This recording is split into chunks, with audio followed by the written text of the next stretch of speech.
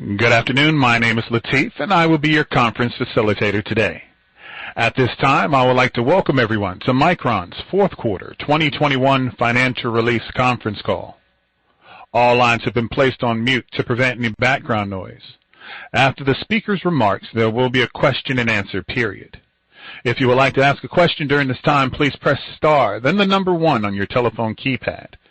If you would like to withdraw your question, press the pound key. In order to allow as many analysts to ask a question as possible, please limit yourself to one question. Thank you. It is now my pleasure to turn the floor over to your host, Farhan Ahmad, Vice President of Investor Relations. You may begin your conference. Thank you, and welcome to Micron Technology's fiscal fourth quarter 2021 financial conference call. On the call with me today are Sanjay Mehrotra, President and CEO, and Dave Zinsner, Chief Financial Officer. Today's call will be approximately 60 minutes in length. This call, including the audio and slides, is also being webcast from our investor relations website at investors.micron.com. In addition, our website contains earnings press release and the prepared remarks filed a short while ago. Today's discussion of financial results will be presented on a non-GAAP financial basis unless otherwise specified. A reconciliation of GAAP to non-GAAP financial measures may be found on our website. As a reminder, a webcast replay will be available on our website later today. We encourage you to monitor our website at micron.com throughout the quarter for the most current information on the company, including information on the various financial conferences that we will be attending. You can follow us on Twitter at MicronTech. As a reminder, the matters we will be discussing today include forward-looking statements. These forward-looking statements are subject to risks and uncertainties that may cause actual results to differ materially from the statements made today. We refer you to the documents we filed with the SEC, specifically our most recent Form 10-K and 10-Q, for a discussion of the risks that may affect our future results. Although we believe that the expectations reflected in the forward-looking statements are reasonable, we cannot guarantee future results, level of activity, performance, or achievements. We are under no duty to update any of the forward-looking statements after today's date to conform these statements to actual results. I will now turn the call over to Sanjay. Thank you, Farhan. Good afternoon, everyone.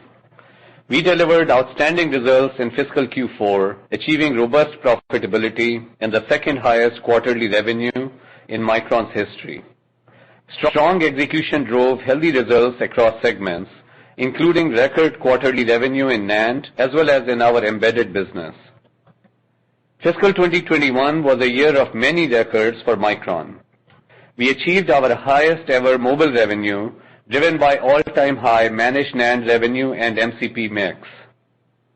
Our embedded business had a tremendous record-breaking year, with auto and industrial businesses both at substantial new highs. And our Crucial branded consumer business and overall QLC mix in NAND all hit records in fiscal 2021. Through the year, we successfully navigated multiple obstacles brought on by the pandemic and reached several key milestones. For the first time in Micron's history, we established technology leadership concurrently in both DRAM and NAND. Micron's 1-alpha DRAM and 176-layered NAND are the industry's most advanced nodes in high-volume production. And we further strengthened our product leadership by becoming first to introduce LP5X DRAM and uMCP5 managed NAND in mobile, and the industry's first functional safety capable LP5 for automotive applications. The secular demand for memory and storage, combined with Micron's focused execution and our rock-solid balance sheet, position us well to deliver strong financial performance and create significant shareholder value in fiscal 2022 and beyond. Demonstrating our confidence in our business trajectory, we initiated a quarterly dividend that we aim to grow over time. Memory is at the leading edge of semiconductor manufacturing, and Micron has leadership in both DRAM and NAND technology. This quarter, we reached mature yields in our ramp of 1-alpha DRAM and 176-layer NAND 20% to 30% faster than prior nodes and delivered performance and feature improvements that will help unleash customer innovation. We believe we are several quarters ahead of the industry in deployment of these process technologies. Additionally, through deeper customer collaboration, we have further accelerated the time to market for value-added solutions built using these nodes. 1-alpha and 1Z DRAM nodes combined now represent the majority of our DRAM bit production, driven by strong growth of 1-alpha production. And by the end of the calendar year, 176-layer NAND will make up the majority of our NAND bit production. Looking beyond 1-alpha DRAM and 176-layer NAND, we are investing to sustain scaling in both technologies for the next decade. Adding momentum to our years of R&D in EUV, we recently took delivery of the industry's latest EUV system, NXE 3600, at our Boise headquarters, where we operate one of the world's most advanced centers for semiconductor research and development. The delivery of this tool is an important milestone toward our previously disclosed plan of implementing EUV in high-volume manufacturing in the 2024 timeframe. We expect that the integration of EUV with our existing multi-patterning immersion lithography expertise will help us maintain DRAM technology leadership for many years to come. In addition to being a technology leader and an innovation partner, we are uniquely positioned as a strategic supplier to our customers. Micron is the only US-based memory company, and our strong global manufacturing network provides us with a diversified source of supply, which has become increasingly critical to ensure that we continue to deliver product reliably to our customers. The advantages of this unique position have been proven throughout the past 18 months as we have successfully navigated the challenges of COVID-19 across our global manufacturing network while maintaining continuity of supply to our customers. Now let us review our end markets. The demand for memory and storage has evolved dramatically from the PC-centric era. Today, demand for memory and storage is driven from diversified end markets that extend from data center to the intelligent edge and to a growing diversity of user devices. As a result of growing memory and storage content per device, DRAM and NAND now account for an ever-increasing portion of the bill of materials for our customers. DRAM and NAND TAM share of semiconductor industry has steadily grown over the last 2 decades from around 10% to approximately 30% today. The AI and 5G revolution is only in its infancy, and as these secular growth drivers gain further traction, we expect new data-intensive applications to continue to fuel significant increases in DRAM and NAND TAM. In the fiscal fourth quarter, data center revenue grew sequentially and year over year, fueled by secular drivers in cloud demand and the resurgence of enterprise IT investment linked to improving economic growth. Data center has become the largest market for memory and storage, driven by the rapid growth in cloud. With our broadening portfolio of differentiated products across memory and storage, we are in a strong position to drive strong growth and profitability in this important segment. We have been engaged on DDR5 from initial specification development and are well placed to support customer transitions to DDR5-enabled platforms starting later this calendar year. We are also enhancing our NVMe SSD portfolio and will soon introduce PCIe Gen 4 data center SSDs with Micron-designed controllers and leveraging the full benefit of vertical integration. These SSDs will strengthen our market position over the course of the coming quarters and years in the fast-growing data center NVMe storage market. Work and learn from anywhere trends are driving a second consecutive year of double-digit PC unit sales growth in calendar 2021. In the fiscal fourth quarter, PC DRAM revenue was up significantly year over year. We are making strong progress transitioning our PC DRAM to our 1 alpha node, which represented a meaningful portion of our FQ4 PC bit shipments. Client QLC SSD bit mix hit a new record and made up the majority of our client SSD bit shipments in FQ4. Our QLC leadership enhances our bit supply capability and product profitability. We also have continued momentum ramping 176-layer NAND products for the PC market, and we qualified our 176-layer NAND-based Gen 4 NVMe client SSDs with several PC OEMs during the quarter. In graphics, revenue increased sequentially and year over year, driven by a continuation of last quarter's strong next-generation game console and graphics card shipments.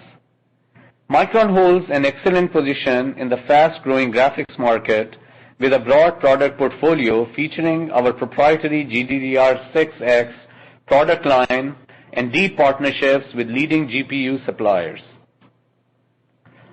FQ4 mobile revenue increased more than 25% year over year, driven by continued unit sales and content growth.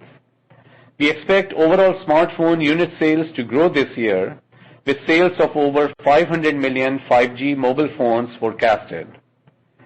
These content-rich 5G phones feature more than 50% higher DRAM and double the NAND content than 4G phones.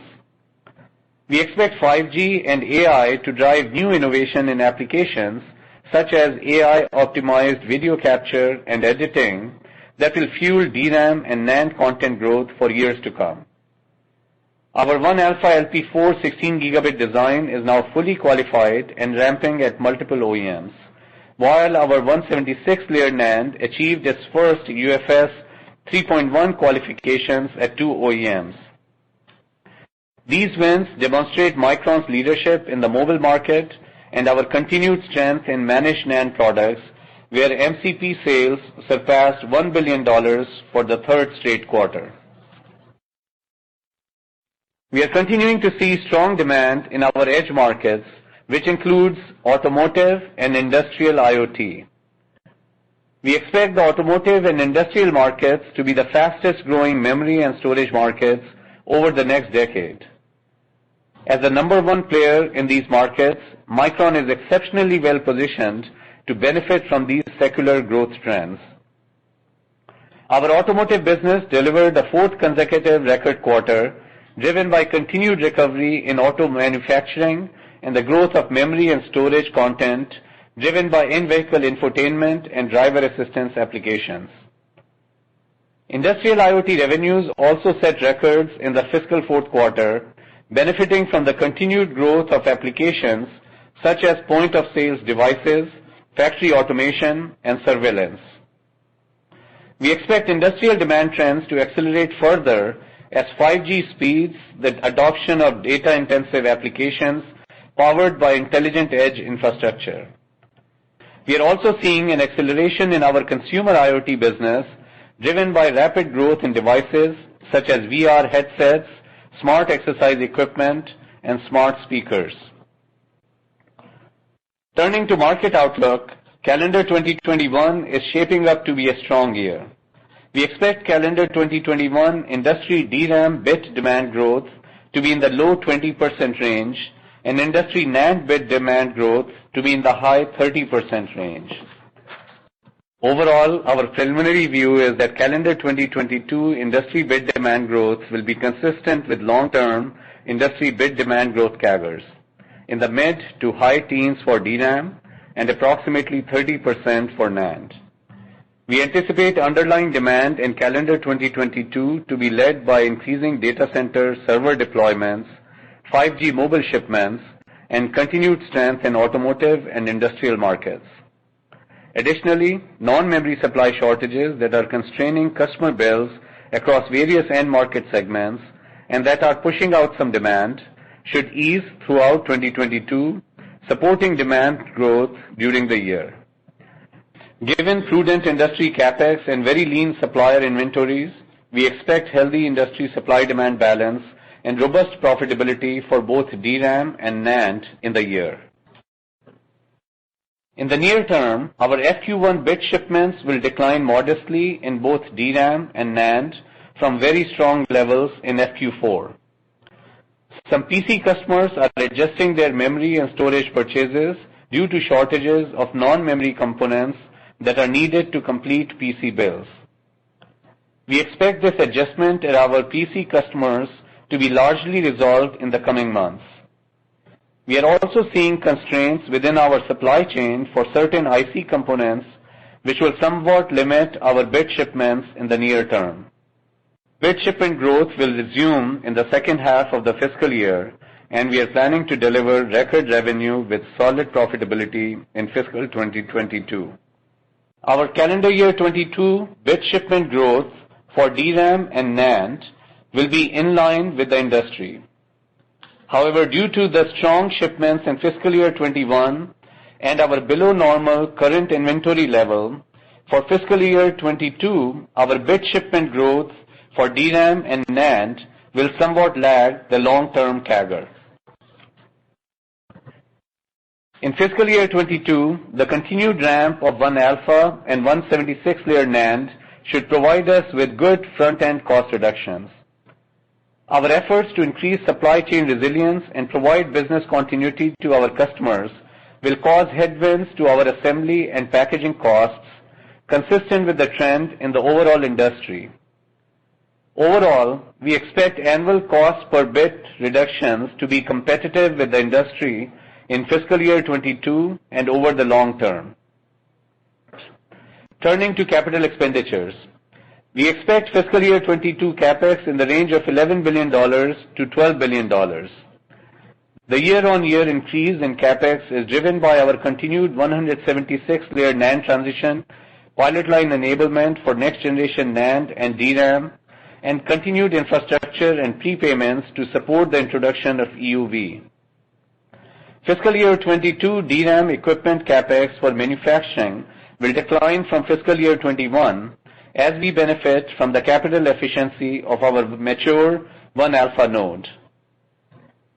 For fiscal year 22, our bit supply growth will be achieved through node transitions alone, as we are a few years away from needing wafer start additions to keep up with the industry demand. We also expect to increase fiscal year 22 R&D investment by approximately 15% from fiscal year 21 to deliver bold product and technology innovations designed to fuel the data economy, as well as to expand our portfolio to capitalize on opportunities such as high bandwidth memory and CXL solutions.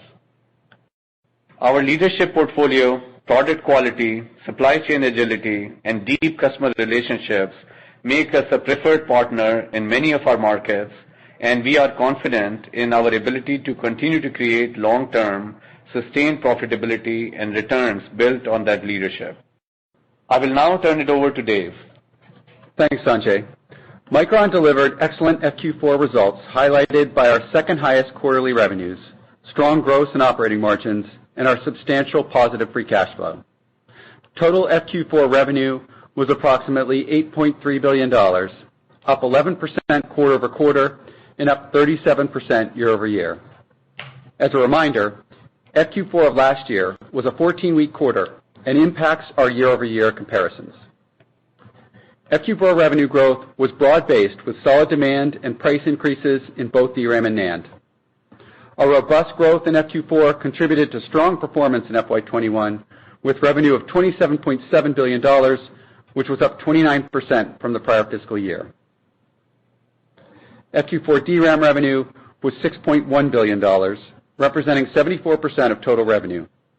DRAM revenue increased 12% sequentially and was up 39% year over year. Bit shipments increased in the lower single-digit percentage sequentially, and ASPs increased in the high single-digit % range quarter over quarter. For the fiscal year, DRAM revenue increased 38% year over year to $20 billion, representing 72% of total fiscal year revenue. FQ4 NAND revenue was approximately $2 billion, an all-time high and representing 24% of the total revenue. NAND revenue increased 9% sequentially and was up 29% year-over-year. Bit shipments increased by low single-digit percentage sequentially, while ASPs increased in the mid-single-digit % range quarter-over-quarter. For the fiscal year, we achieved a new company record for NAND revenue of $7 billion, an increase of 14% year-over-year. NAND revenue represented 25% of our total fiscal year revenue. Now turning to our FQ4 revenue trends by business unit.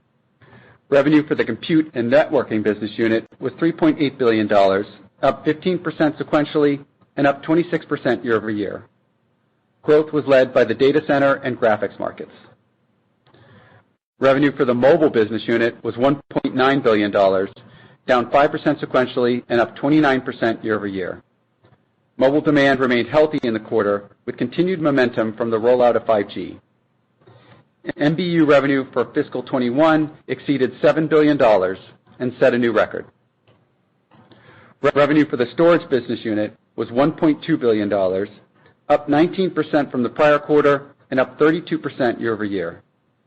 Data center SSDs had strong growth in the quarter, driven by enterprise and cloud strength. QLC shipments set a new record in the fiscal year in terms of percentage of our NAND shipments. Finally, the Embedded business unit generated record revenue of $1.4 billion, which was up 23% sequentially and more than doubled year-over-year. We continue to experience strong demand across the automotive and industrial markets. For the fiscal year, EBU revenue easily exceeded $4 billion, setting a new revenue record. The consolidated gross margin for FQ4 was 47.9%, up 500 basis points from the prior quarter. Pricing increases across DRAM and NAND, as well as strong execution in our ongoing product portfolio transformation, drove margin expansion in the quarter. Operating expenses in FQ4 were $891 million, on the lower end of the range we provided in last quarter's earnings call. FQ4 operating income was $3.1 billion, resulting in an operating margin of 37%, up from 32% in FQ3 and up from 21% in the prior year.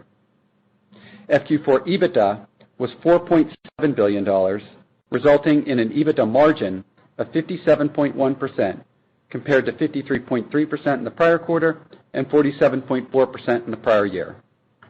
For the fiscal year, total EBITDA was $14 billion, up from $9 billion in the prior fiscal year, and represented 50.4% of revenues. Non-GAAP earnings per share in FQ4 were $2.42, up from $1.88 in FQ3 and up from $1.08 in the year-ago quarter. EPS included approximately 2 cents of gains from investments in our venture arm, Micron Ventures. For the fiscal year, total EPS was $6.06, up more than 100% from the $2.83 achieved in the prior fiscal year. Turning to cash flows and capital spending, we generated $3.9 billion in cash from operations in FQ4, representing 47% of revenue. For the fiscal year, cash from operations totaled $12.5 billion, up from $8.3 billion in the prior fiscal year. Net capital spending was $2 billion during the quarter and $9.7 billion in fiscal 21. We generated positive free cash flow of $1.9 billion in FQ4 and over $2.8 billion for the fiscal year.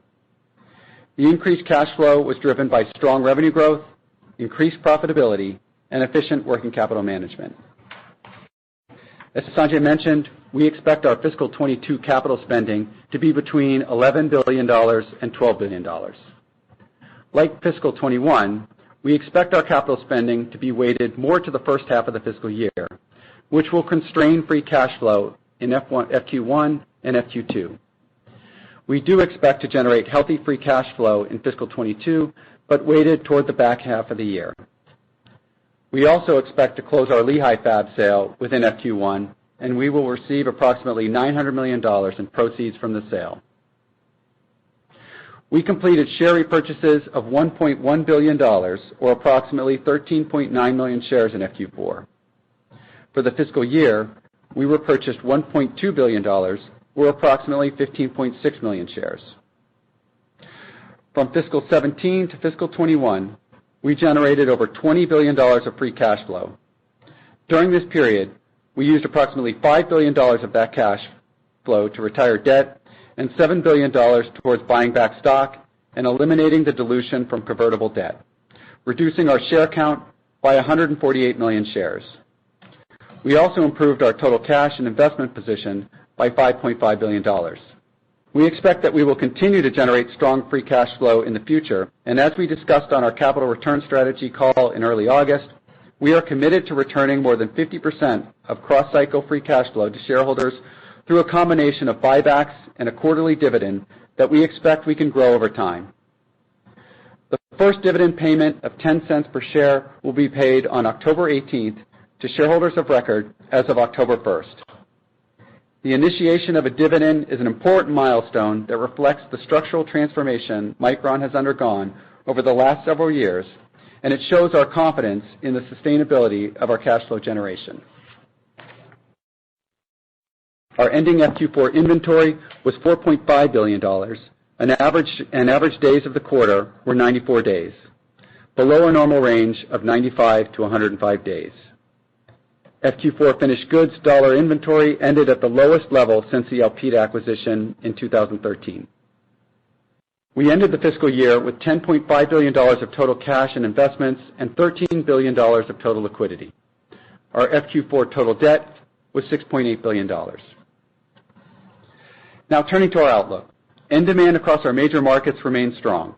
As Sanjay mentioned, our bit shipments are expected to decline modestly in FQ1 as we normalize our inventory position and work with PC customers as they manage through their supply chain challenges. And on the gross margin side, our outlook is similar to how we viewed FQ4. While we will benefit from our node transitions on both DRAM and NAND, we will continue to see near-term headwinds from COVID-related expenses in assembly and packaging. As a result, we expect the gross margins in FQ1 to be largely a function of the mix. With all these factors in mind, our non-GAAP guidance for FQ1 is as follows. We expect revenue to be $7.65 billion, plus or minus $200 million, gross margins to be in the range of 47%, plus or minus 100 basis points, and operating expenses to be approximately $915 million, plus or minus $25 million. Excluding the impact of any potential new tax legislation, we expect our non-GAAP tax rate to be approximately 10% for FQ1. Based on a share count of approximately 1.14 billion fully diluted shares, we expect EPS to be $2.10, plus or minus 10 cents. In closing, fiscal 2021 was a year of considerable growth and success for Micron. Looking at four-year average metrics reveals the sustained cross-cycle performance of our business. Over the last 4 years, our gross margins have exceeded 40%, and our operating cash flow margins have been approximately 50%. Despite the challenges stemming from the ongoing pandemic, we have continued to generate significant positive free cash flow while making substantial investments to grow our business. Our technology, product, and financial position provide strong momentum as we enter the new fiscal year. I'll now turn it back to Sanjay. Thank you, Dave. I would like to share a recent accomplishment that makes me especially proud of our company. Our strong Micron culture has played a significant role in driving our results aligned to our broader vision to transform how the world uses information to enrich life for all. Our company culture, community leadership, and business performance is being recognized globally, earning multiple industry awards and recognitions this year. This month, we were ranked by Fortune as one of the top 20 best places to work in manufacturing and production, the only semiconductor company to earn this recognition. Fiscal 21 was an excellent year for Micron. As our fourth quarter results clearly demonstrate, we are delivering strong financial results. We are planning to deliver record revenues and solid profitability in fiscal year 22. Demand for memory and storage is solid across market segments. Industry trends like the broad integration of artificial intelligence into all computing, proliferation of the intelligent edge, continued data center growth, and deployments of 5G networks create new and expanding opportunities for Micron. The importance of semiconductors to these markets is underscored by government initiatives to invest in domestic semiconductor production, both here in the U.S. through the CHIPS Act and in other countries around the world. We are focused on building our technology leadership to deliver bold new solutions that offer unique value to our customers. Our business is robust, and we are energized to seize the opportunities ahead of us at a truly exciting time in the semiconductor industry. We will now open for questions.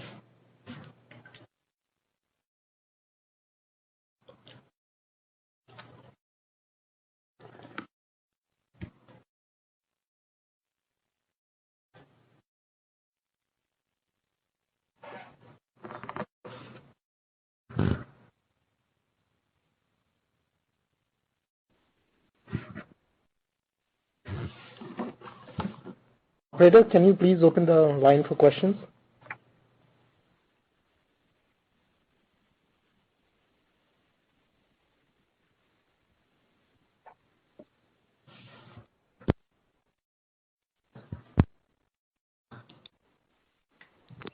At this time, I would like to remind everyone, in order to ask a question, please press star 1 on your telephone keypad.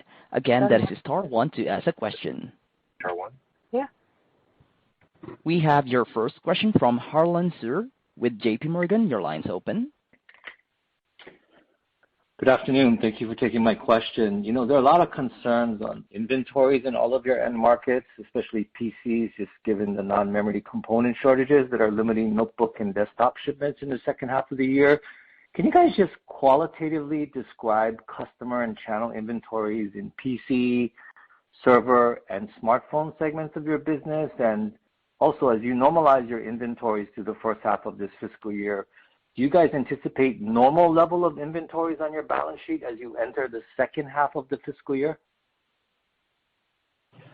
So I will have Dave comment on the second part of your question.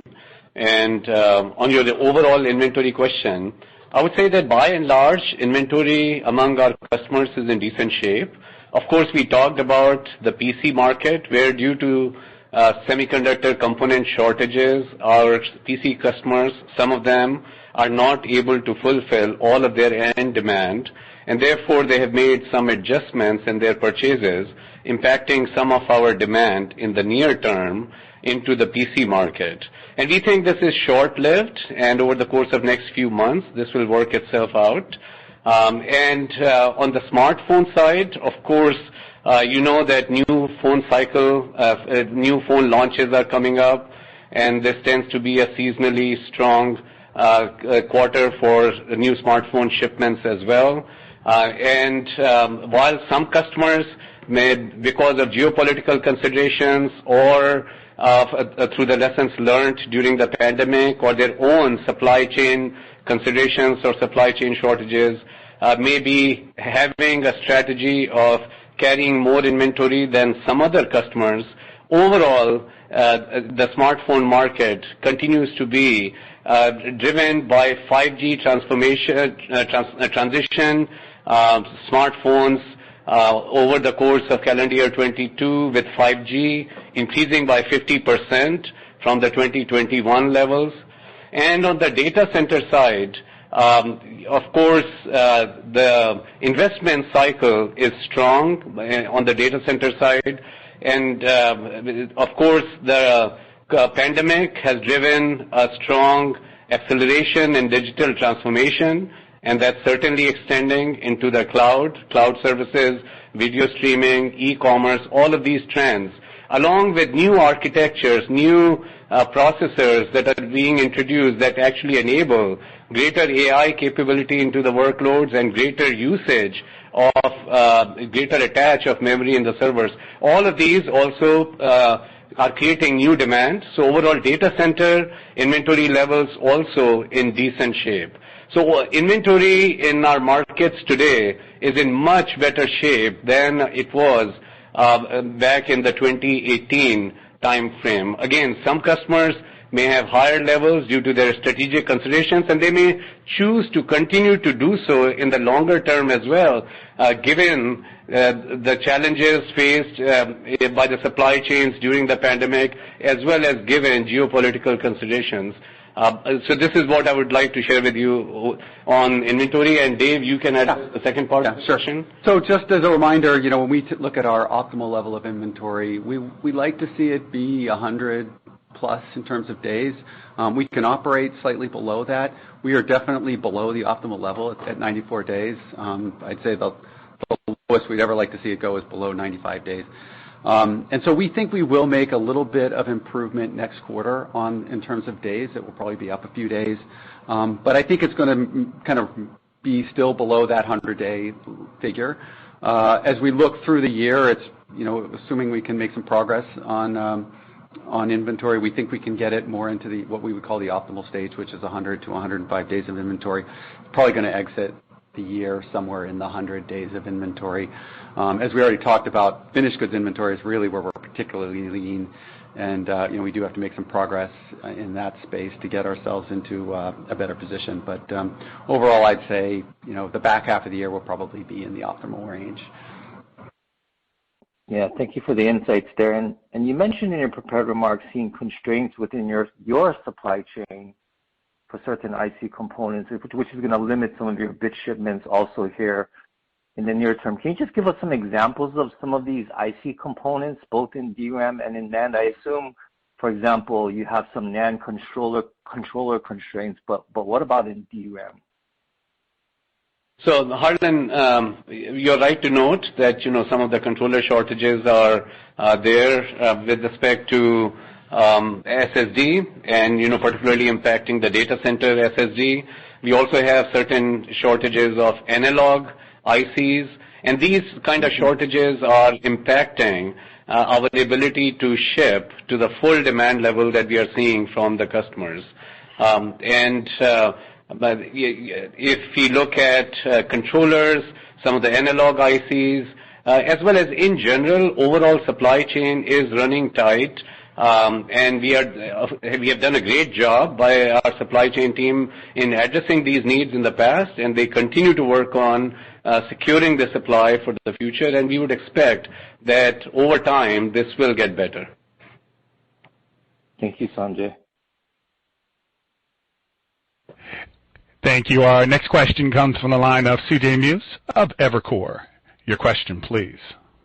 Yeah, good afternoon. Thanks for taking the question. Was hoping to drill into your gross margins. Pretty impressive despite the top line guide. So I guess a couple parts here. First, in terms of the cost down within the November quarter, I'm assuming more DRAM than NAND. Can you speak to that? Can you also speak to mix shift in the quarter? And then for all of fiscal 22, how should we be thinking about the type of cost downs across both DRAM and NAND? Should we think 10+% is sustainable year on year for DRAM and similar type number, if not higher, on NAND, or how should we think about that? Thank you. Okay, so let me start with the near-term outlook. I would say the cost declines for the November quarter are going to be pretty minimal. We obviously are getting a benefit from both our 1-alpha node and our 176-layer node in NAND, but we are running into some cost headwinds as it relates to the back end, mostly a function of the pandemic and the disruptions that's caused to the supply chain and so forth. And that's actually both a NAND and a DRAM comment, quite honestly. So no specific direction either way on DRAM and NAND. As it relates to mix, obviously, we have a range. It can go a couple of different ways, obviously. But there could be a little bit of a mix shift between DRAM and NAND that could impact where the gross margins end up. Also, by business unit, we could see some mix shifts within the business units, which could impact our margins as well, and even down to the product level. So, it's hard to call within a couple hundred basis points, so that's why we gave this range. As I mentioned in the prepared remarks, it's pretty similar to the range we gave. In fact, it's exactly the same as we gave in the prior quarter. So we're roughly seeing things pretty similarly to what we saw in the fourth fiscal quarter. And I agree with you. These are great gross margins. We're pretty happy with them. The operating margins that this generates is in mid to high 30s. We're expecting something similar for the first fiscal quarter. So we think we're executing very well on the profitability side of the business. On fiscal 22, we do expect really good cost declines on the front end side for both DRAM and NAND. Again, a function of 1-alpha in DRAM and 176-layer in NAND. When we look at kind of longer-term cost declines for DRAM, we see them as being mid to high single-digit % cost declines for the industry.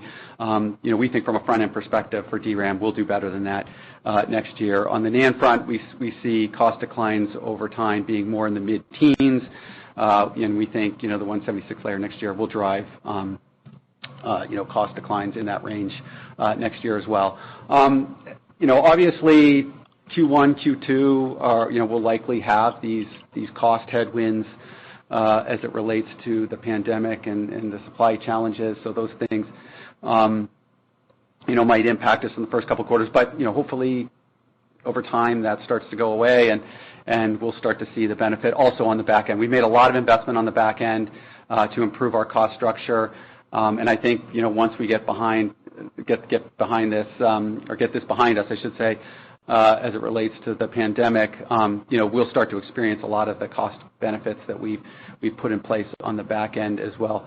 I'd also note that when we look at our cost structure today and as we're looking into next year, all the way through the year, we think, the cost reductions that we're seeing are very competitive with the industry.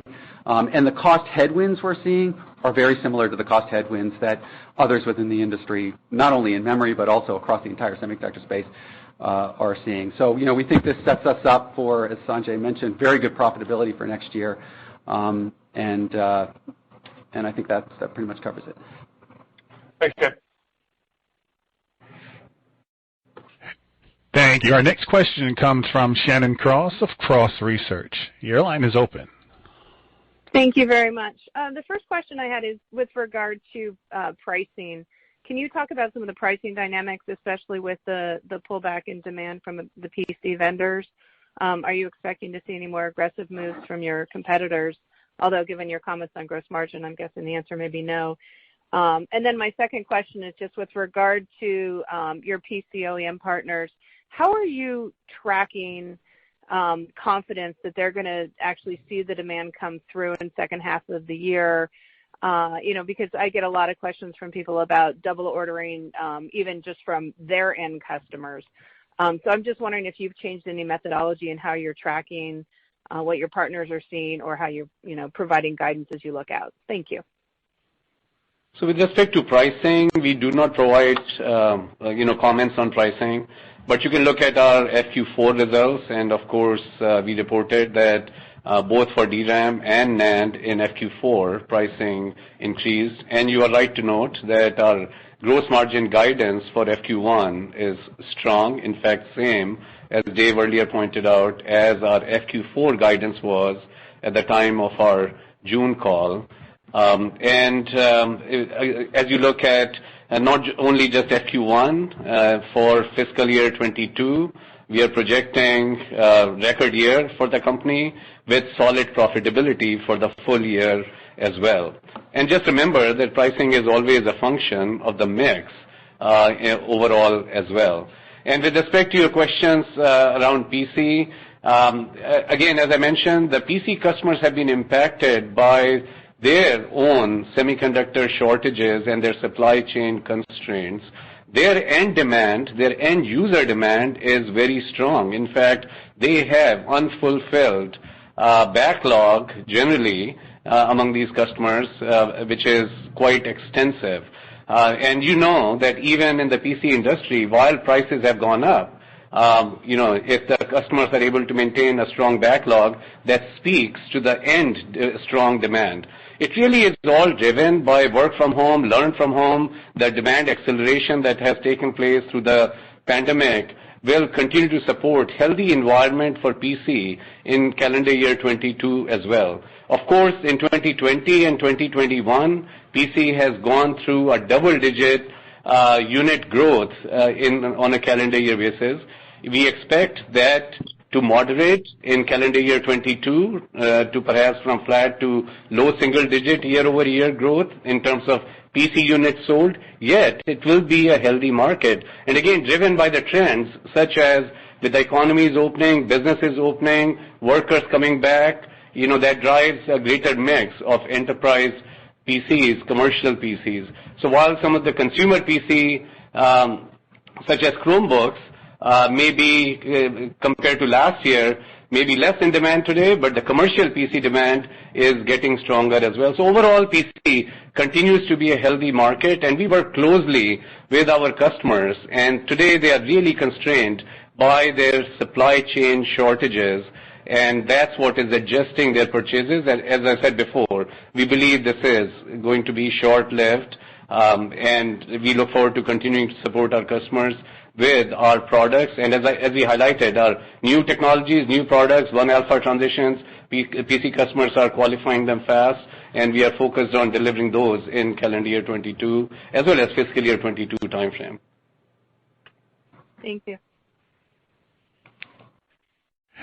Thank you. Our next question comes from Toshiya Hari of Goldman Sachs. Your line is open.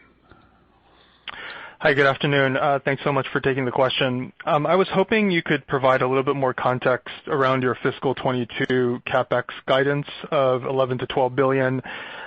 If you can kind of speak to WFE within that number for fiscal 22 and then differentiate between DRAM and NAND, that would be super helpful. And then just remind us what kind of bit supply growth are you expecting purely from transitions in both DRAM and NAND as you think about calendar 22? Thank you.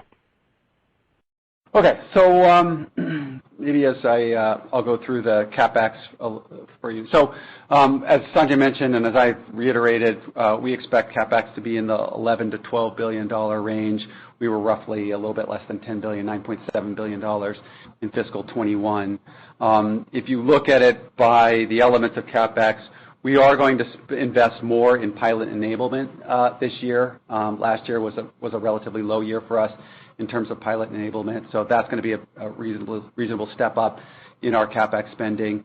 We feel CapEx equipment in DRAM will be down year over year.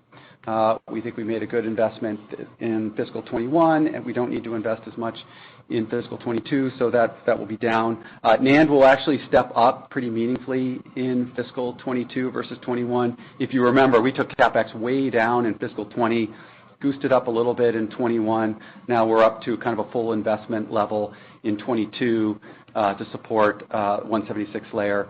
And that was caused because of this transition from floating gate to replacement gate when we made, kind of a pause in terms of our CapEx investment to get the first line out at relatively minimal levels. Back end, we should be up a bit in back end spend as we continue to make investments on the back end to put that cost structure into better places. I intimated before. We've been making investments to improve our cost structure there. Clean room will be down a little bit, modestly, and of course we have EUV spending that also will impact our CapEx in fiscal 22 as well.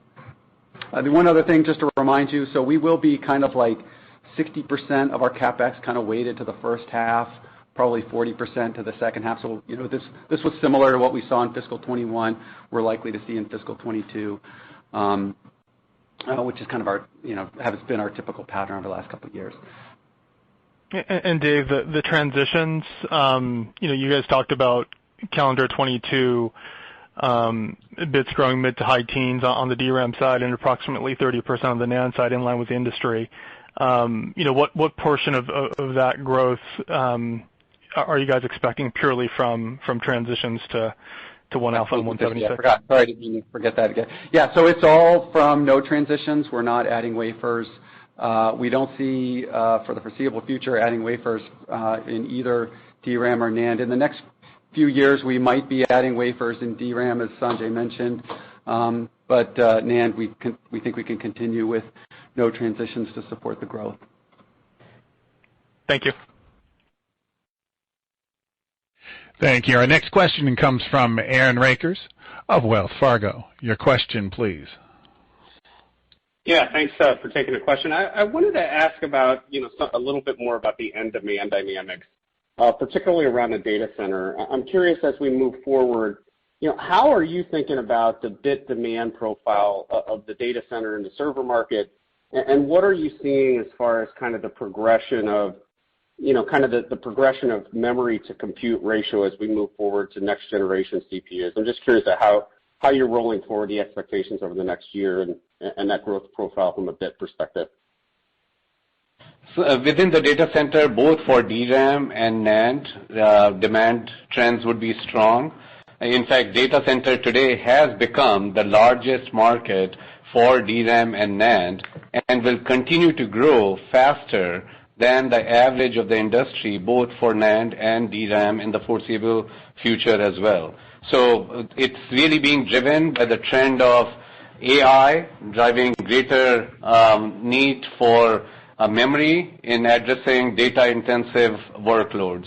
The BOM is going from about the memory and storage part of the BOM in the servers in data centers is going from about 30% few years ago to around 40% now and going to 50% in few years time frame as well. And new architectures, new processors are enabling more cores, and more cores means more memory attached per core, therefore greater gigabytes per server for DRAM as well as for NAND. DDR5 is a transition that will be occurring over the course of next couple of years as well as new CPUs get launched into production. And DDR5 is a higher bandwidth solution. It of course enables more value, higher performance in the applications. So that adoption will be going on, and over the course of the years, of course, CXL and HBM, these ultra bandwidth solutions, these will also be continuing to grow in the data center space. So average content per server for both DRAM and SSD will also be growing over 20% on a CAGR basis in each of these applications. So strong opportunity ahead, and Micron is very well placed with respect to our own product portfolio in terms of SSDs displacing HDDs, in terms of us providing higher density memory modules for server and data center applications. So as cloud gets bigger, the data center market gets bigger for us, and we are very well positioned. And this is an area we have focused on and continue to focus on expanding our product portfolio, particularly on the side of the data center SSDs. So we look at this as a strong growth opportunity for the industry as well as for Micron. The value that memory and storage solutions providing in this space is really critical for the services that our cloud customers are providing. And just keep in mind that enterprise as well, while it grows at a lower rate compared to the cloud, we are seeing a resurgence in enterprise applications as well, driving for overall healthy demand trends in data center in calendar year 22, fiscal year 22, as well as beyond. Yep. And then as a quick follow-up, Dave, I'm just curious as you start to, this last quarter, implement some share repurchases. How do you think about the liquidity on the balance sheet or managing the company from a cash on hand perspective versus continuing to lean more in on share repurchase? Just how much cash do you need operationally to comfortably run the company? So we roughly are holding about mid-30s as a % of revenue in terms of liquidity. But $2.5 billion of that liquidity is our unused revolver. So cash is obviously less than that. We obviously have more liquidity than we need, which of course is a good opportunity as it relates to the buyback. As I mentioned, we're also going to receive $900 million from the sale of our Lehi fab. That also can be utilized for returns to shareholders. And we're expecting healthy free cash flow in fiscal 22 as well. And so we'll be able to leverage that. We've committed to return at least 50% of it in the form of dividend and buyback, mostly buyback. And we could obviously go higher than that Our authorized plan, we still have $6 billion left in our authorized plan for repurchases. And, if we see the stock be weak, which of course is how we viewed it in the fourth quarter, we'll be aggressive about buying back stock. Perfect. Thank you. Thank you. Our next question comes from Joe Moore of Morgan Stanley. Please go ahead. Great, thank you. I wonder if you could address with transitions going on in both DRAM and NAND to 1-alpha and RG2, are there any issues that creates from a mix standpoint in terms of, it seems like there's quite a bit of demand for the older products. Where are you in terms of getting qualified in the newer products? Just how is that affecting you guys?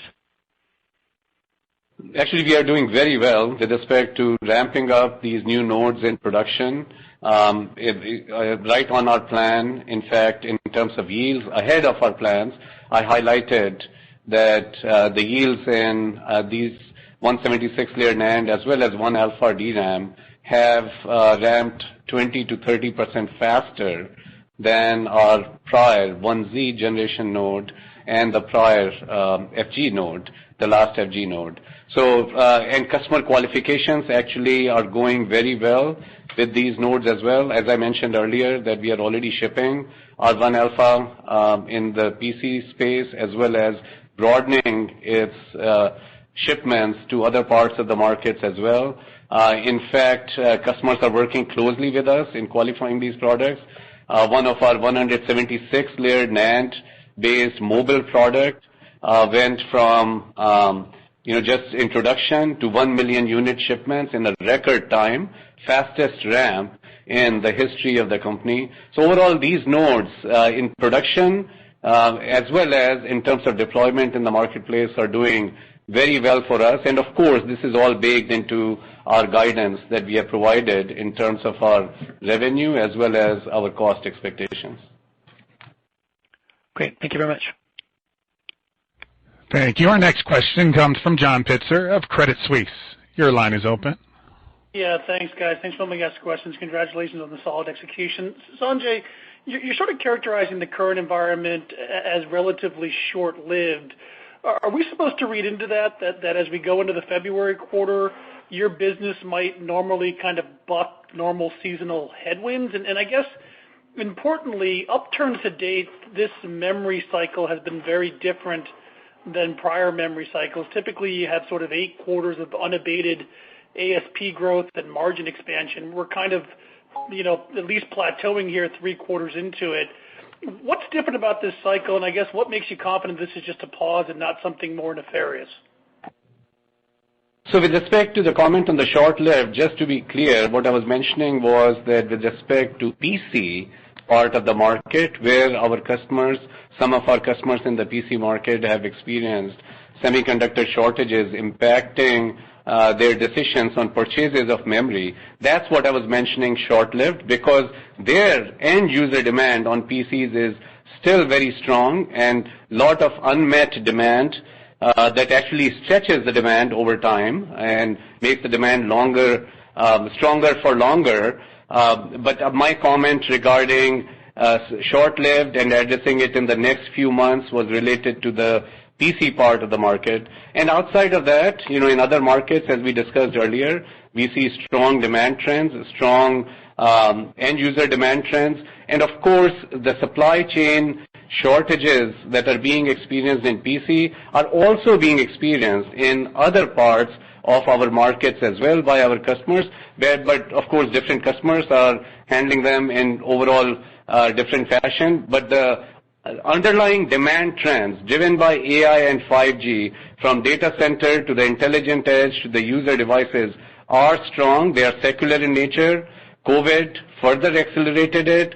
Semiconductor supply chain shortages are only stretching that demand out because some of the demand gets pushed out. So as I said, making those demand growth drivers actually stronger for longer as well. So you can call it pent-up demand, but that's what I'm referring to. So on the demand side, things are here overall strong. On the supply chain aspects, of course, this is something that that the lead time in the semiconductors is long, and this will take several quarters to continue to improve.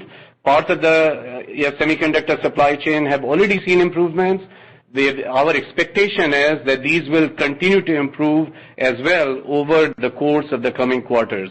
And also keep in mind that our industry, the memory industry, over the course of last couple of years has tapped into the inventory to ship beyond the supply growth. And this is a phenomena that has occurred across the industry. Certainly you have seen that how Micron has brought its inventory to the leanest level in many years, in fact below our target inventory levels. So this is something that is common to all suppliers in the memory industry. And as we look ahead, the supply growth will not only have to meet the customer requirements, but it will also have to replenish the inventory that has been taken to such low levels. Inventory has to be replenished in order to make sure that we are able to service our customers and meet their demand requirements, which from time to time change. So these are all factors as well. Very lean levels of inventory by the suppliers, as well as need to replenish that inventory, will drive for a healthy demand-supply balance in calendar year 22 timeframe as well. So yes, some of this, in terms of our own supply chain shortages and some that are being experienced by our customers, we expect to be addressed over the course of time. And some of these shortages on the semiconductor ecosystem may take through 2022 timeframe. By the end of 22, maybe some of them will be relieved. However, we expect them to continue to be improving through the course of time, all the way through calendar year 22. But the demand dynamics of the underlying strong drivers and the supply dynamics that I discussed, including the prudent CapEx investments that have gone on in the industry and the lean supply, all of this will lead to healthy supply-demand environment in the industry. So it's really the combination of the demand drivers and the suppliers' supply capabilities and shipment capabilities. That combination, I think, really sets us up well as an industry for revenue growth and strong profitability in 22. And of course, we have projected, based on our expectations, that we will have record revenue in fiscal year 22 and solid profitability as well. Sanjay, those inventory comments were very helpful. I'm just kind of curious, as a quick follow-on, your guidance for bits to be down in the November quarter, how much is that a conscious decision by you to hold bits off the market, to help maybe cushion pricing, and how much of that is just be driven by there's no demand for those bits and that's why bits is down?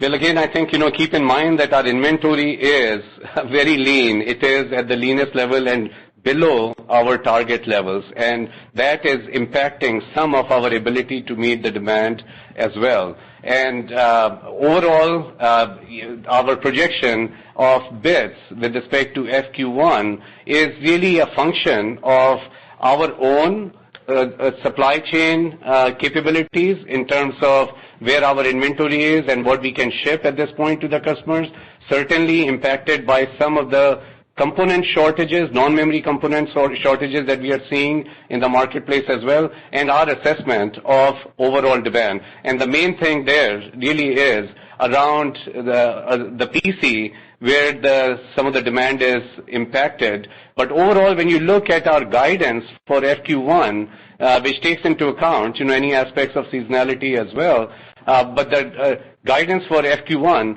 at its midpoint is about 32%, 33% higher than the same quarter last year. So, our inventory capability is also overall impacting some of the ability for our customers in terms of what we can ship. Perfect. Thank you. Thank you. Our last question comes from the line of Timothy Arcuri of UBS. Your line is open.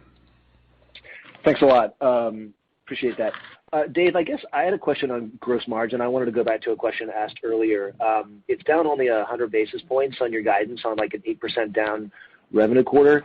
And it sounds like bits are only down modestly in both DRAM and NAND. So it sounds like the delta is probably pricing, I would think, more on the DRAM side. And then, somebody asked you about costs, and you said, well, costs aren't coming down very much. So I guess I'm trying to figure out how gross margin is, so good. Is this going back to, some of the mix comments that you made last quarter? It seems like a more sustainable trend that maybe people are missing. So I'm wondering if you can kind of, foot that for us. Thanks. Yeah, sure, Tim.